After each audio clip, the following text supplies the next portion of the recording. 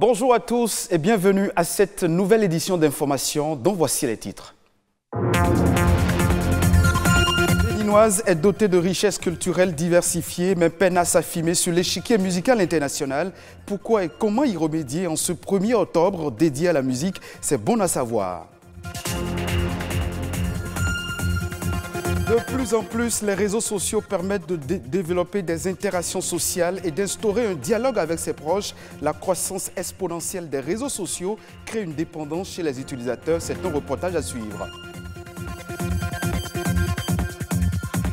Kenya se divise sur un projet de loi sur les avortements et la santé des femmes. Plusieurs familles conservateurs s'insurgent contre l'examen d'une loi qui prône l'éducation sexuelle en faveur des mineurs et facilite l'interruption volontaire de grossesse.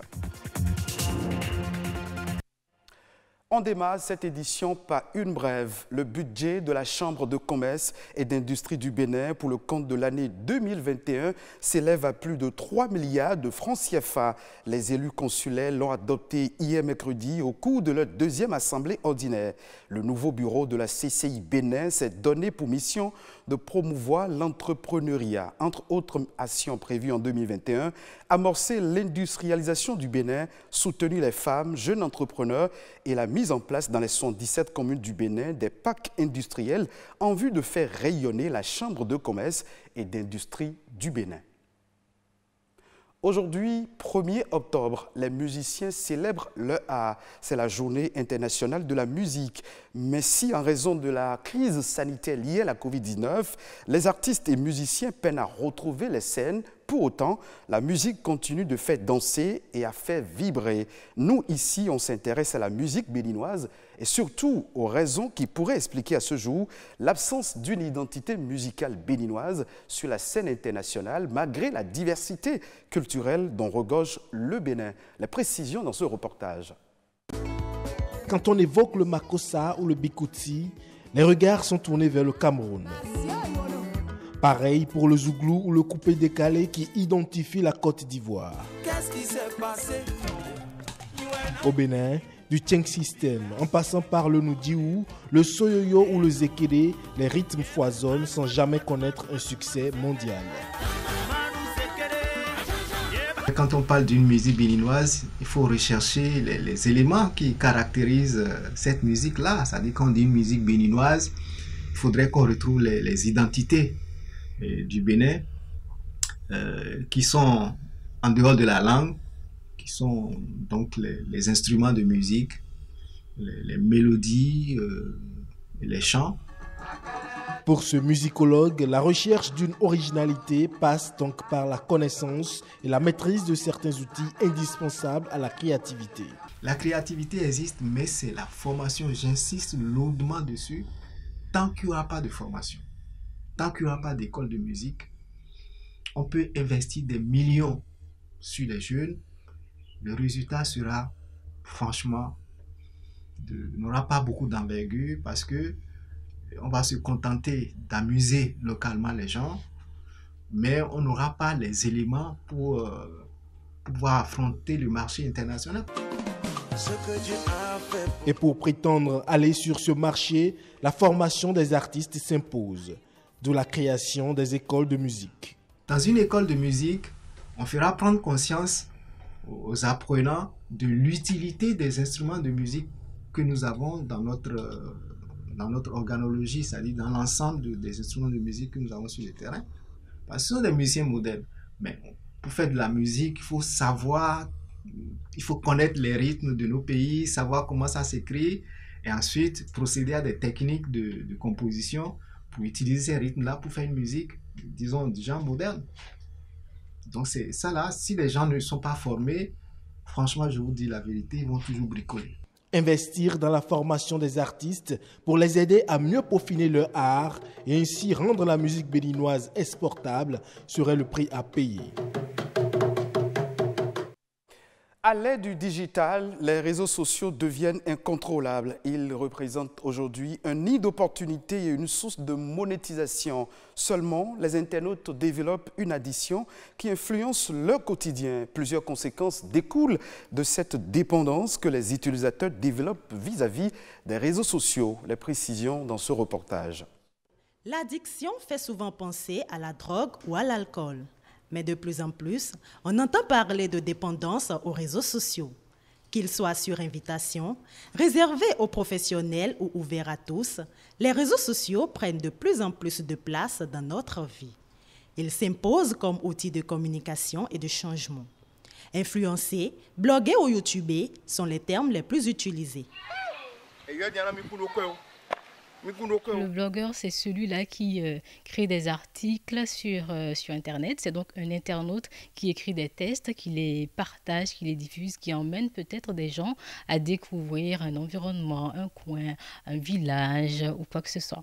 Et le youtubeur, c'est également un internaute, mais lui qui crée des vidéos sur YouTube, il les partage, qui est une source de monétisation pour lui. L'influenceur, c'est cette personne-là qui est bien présente sur les réseaux sociaux et qui, de par sa personnalité, de par son statut, on va dire ça, influence les habitudes des uns et des autres et qui peut bien évidemment être porteur de l'image d'une marque.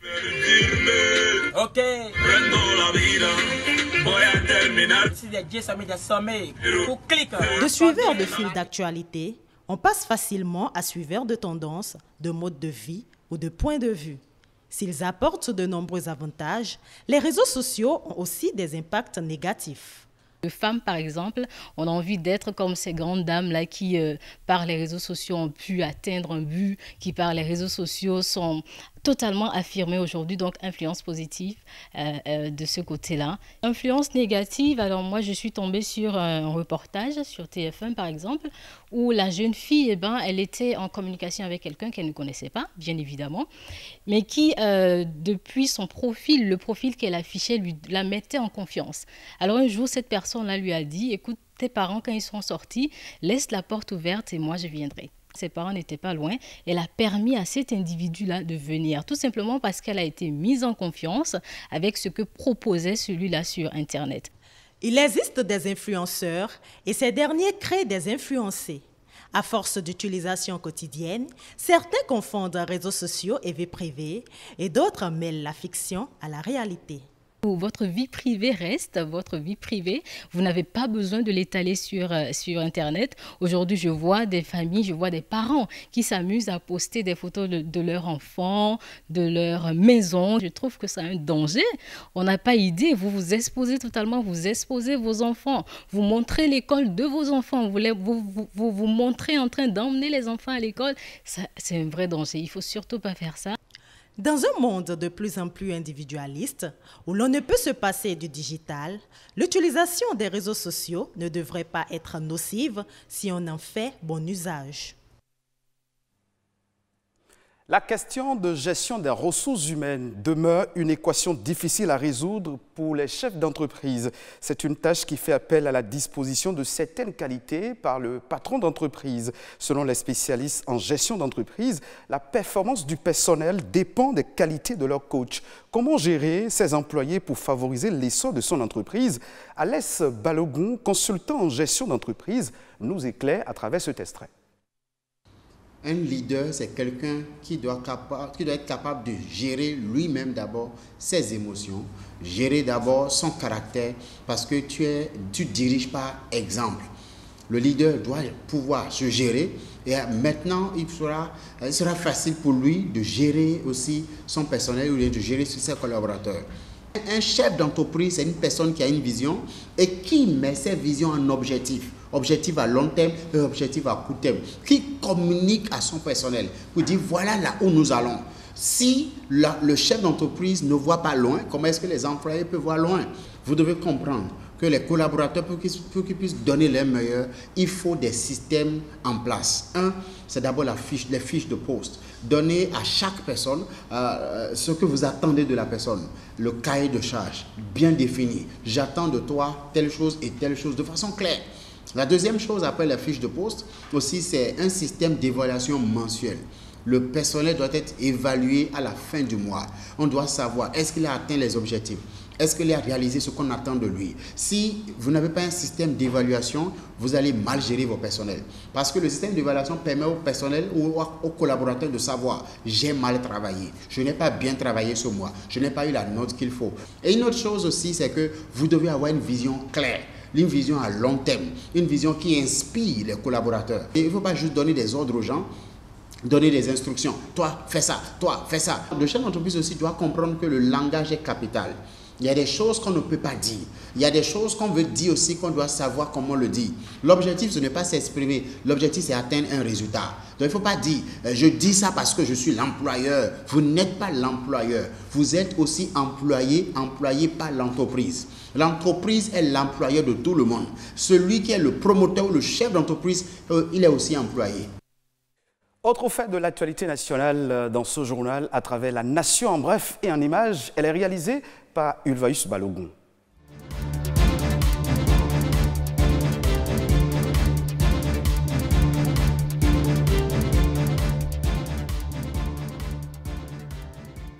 Les travaux de construction du centre hospitalier et universitaire de référence d'Abomey-Calavi ont été lancés en début de semaine. D'un coût total de 116 milliards de francs CFA, les travaux sont prévus pour durer 36 mois et prennent en compte la mise en service et la formation du personnel. Selon le ministre de la Santé Benjamin Nkpati, ce centre a une capacité de 436 lits et dispose de services de pointe, notamment en cardiologie interventionnelle, gastro-entérologie et autres spécialités médicales. En termes de chirurgie, il y a la chirurgie cardiovasculaire et thoracique, de l'ophtalmologie et d'autorhinolaryngologie de pointe, sans oublier d'autres services comme la chirurgie viscérale et traumatologique. Ce projet entend donc faire du Bénin le hub en matière de soins de santé de qualité avec des équipements de pointe.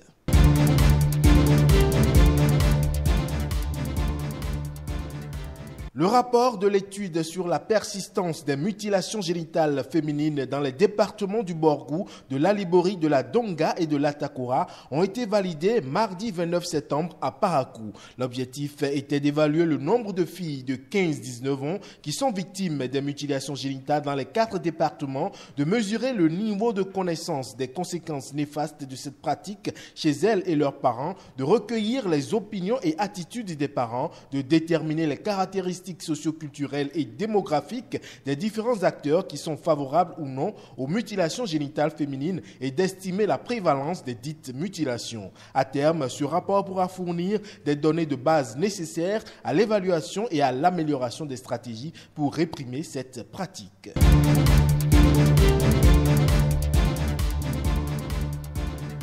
Enfin, le Bénin œuvre à la mise en place de stratégies au niveau national pour assurer la disponibilité des denrées alimentaires en période de crise, ceci pour s'aligner sur les recommandations de la CEDEAO. À cet effet, il s'est tenu à Cotonou mardi 29 septembre dernier un atelier de validation du rapport diagnostic sur le stockage national de sécurité alimentaire. Il s'agit de valider le rapport d'études réalisé par un groupe de référence constitué d'acteurs nationaux et régionaux engagés dans les questions de sécurité et de qualité des aliments. Le document va permettre d'aboutir à une réelle stratégie de constitution des stocks de défense afin d'assurer la prévention et la gestion des crises alimentaires au Bénin.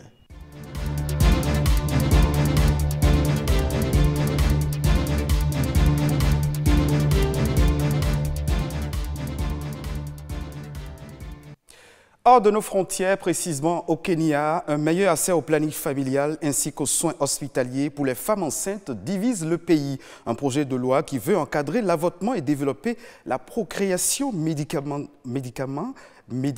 assistée. Autant pour moi, les précisions dans ce reportage de nos confrères de France 24. Difficile d'accéder au planning familial au Kenya. Les grossesses non prévues sont nombreuses, les avortements clandestins aussi. Chaque jour, 7 patientes en meurent dans le pays. Dans cette maison, un groupe de femmes a pris les choses en main. Elles organisent des cours d'éducation sexuelle. Que savez-vous à propos du cycle menstruel? Maureen s'intéresse de près au projet de loi qui doit bientôt être voté par le Sénat. Il prévoit le droit au planning familial ainsi qu'un accès aux soins hospitaliers pour les futures mères. Pour elle, l'État doit agir. Ils ne peuvent pas simplement prétendre que tout va bien sur le terrain. Les choses sont différentes ici. Il faut que les hommes politiques s'unissent et travaillent avec les défenseurs des droits de l'homme qui sont sur le terrain, avec les citoyens, pour aider à donner plus de droits aux femmes. Mais le projet de loi est controversé. Il encadre l'avortement si la mère est en danger ou si le fœtus n'est pas viable. Il prévoit aussi de développer la procréation médicalement assistée. Les associations religieuses demandent son retrait. Nous préférerions une approche où le gouvernement consulte toutes les parties prenantes afin d'établir un projet de loi qui fasse consensus. Ses opposants décrivent cette loi comme pro-avortement. Or, selon un sondage dans le pays, 85% de la population est contre l'interruption volontaire de grossesse. Pour les activistes qui défendent le texte, cette stratégie vise à empêcher le débat. Ce projet de loi ne va à l'encontre d'aucune religion. Il ne va pas créer plus de demandes d'avortement, il n'encourage pas aux relations sexuelles. Il se penche seulement sur ce qui ne va pas actuellement et doit aider à protéger les droits des personnes concernées par ces problèmes. En 2014, une proposition de loi similaire avait été rejetée. Cette année, ses partisans veulent y croire, même si le projet rencontre une forte opposition. La ministre de la Santé elle-même s'est d'ailleurs prononcée contre. Ce sera tout pour cette session d'information. Merci de votre fidélité. Retrouvez cette édition sur le site de l'ORTB, www.ortb.bj.